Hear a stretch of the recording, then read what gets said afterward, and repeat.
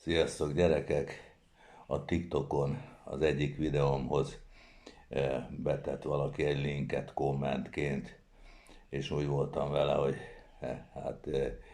az én videóm akarja reklámozni magát, nem azért, mint hogyha ez olyan nagy bűn lenne. Én is tettem be már máshoz, hanem azért, mert nem olyan nézettek az én videóim, hogy azokkal valami nagy hatást lehetne elérni. Minden esetre rákattintottam, és eljutottam az ő YouTube csatornájára, és ott többféle film volt ugyanarról a témáról, és az volt a neve, hogy a Jézus taktika. Hú, na erre aztán még kíváncsibb lettem, hogy mit akarnak ebben, mi az, hogy Jézus taktika, mert Jézus aztán minden volt, csak nem taktikus. És hát onnan elkerültem egy ilyen weboldalra, Eberhardus magánbíróság. Na mondom, már hová kerültem, mi az, hogy magánbíróság. És aztán hát fekete háttéren, vörös betűkkel, tehát eléggé ilyen nyomasztó megjelenésű weblap volt, és azt fejtették ki, hogy egy ilyen oktató DVD-vel, amit az ember 6990 forint plusz 1800 posta költségért megtanulhatja, hogy hogyan tud kilépni a saját tudatából, és hogyan tud mások tudatába behatolni, és láthatja a mások gondolatait, sőt, erőteljesen tud hatni rájuk, vagy manipulálni tudja őket, már nem tudom pontosan, hogyan fogalmaztak. És akkor azt mondtam, hogy na, ez aztán fekete mágia, de annyira fekete, hogy a negró világít a szájában. Hát hiába, hogy ők ezt összekapcsolják valami megújulással, meg hogy gyorsan kell rendelni, mert a világ hatalmai azok üldözik őket, és hogy ők meg akarják váltani a világot a sok bajtól, meg stb.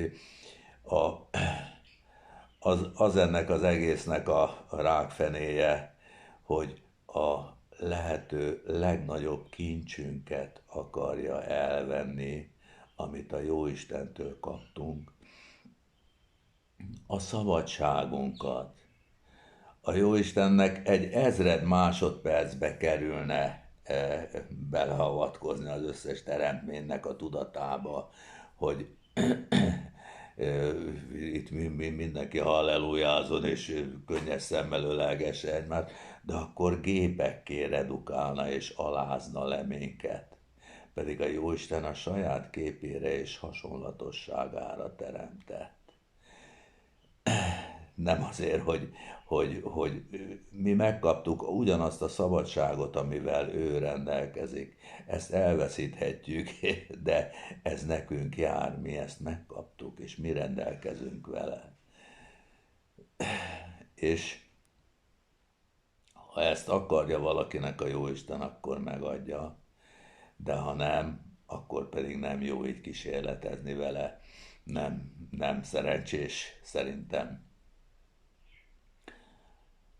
Jó 20 évvel ezelőtt iszonyú szerelmes voltam egy lányba, az Index vallásfilozófiai fórumán ismerkedtünk meg, látatlanba beleszerettem, mert olyan Isten szeretet árad belőle, olyan verseket írt a Jóistennek, hogy hiába, hogy csak egy pár betűs nick nevet láttam, én már egyszerűen majd megőrültem érte, és 2 évig próbálkoztam, és lángoltam, és ő pedig hát azt mondta, hogy hát ő ilyen baráti szeretetet érez, de a szerelmet nem. És aztán ez alatt az idő alatt, valamikor talán másfél évnyi szenvedés után, egyszer volt egy ilyen Isten élményem, és akkor a Jóisten elvitt az ő lelkébe, és ott voltam benn. És tudtam, hogy melyik az a gomb, amit meg kell nyomni, hogy ő viszonozza az én érzelmeimet, és képtelen voltam megtenni. Mert akkor nem magamért viszonozta volna azt a szerelmet, hanem csak egy gombnyomásért, és azzal az ő szerelme és egy gombnyomással redukálódott volna. Tehát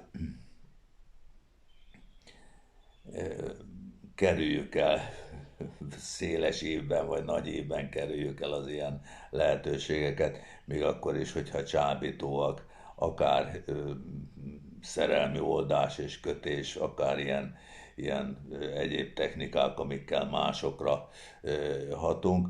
Úgy kell hatnunk másokra, hogy amellett az ő szabadságuk és a szabad akaratuk megvalósuljon és megmaradjon.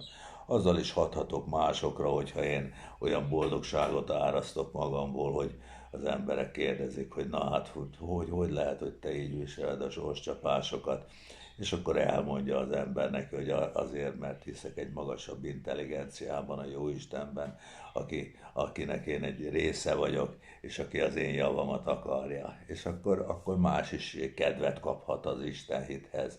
De ezt erőszakkal beleplántálni mások tudatán, vagy akármilyen tartalmat beleplántálni mások tudatába nem egy szerencsés dolog. Sziasztok, gyerekek! Hello.